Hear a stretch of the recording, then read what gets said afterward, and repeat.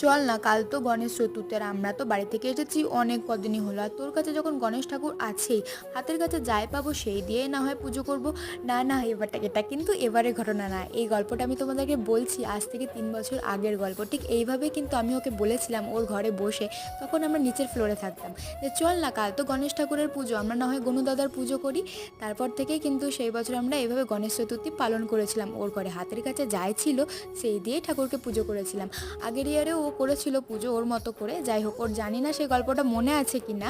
যখন এভাবে পুজোটা শুরু হয়েছিল তারপর থেকে ও কিন্তু গনু দাদা বলতে শুরু করে দেয়। যাই হোক, তো আজকে সকালেও আমরা পুজো করেছি, খুবই ভালো লাগলো পুজোটা করে। এটাই হয়তো আমাদের একদম শেষ বছরের বাড়ি যাওয়ার মুহূর্তে, কাছের মুহূর্তে এসে একসাথে পুজো করা।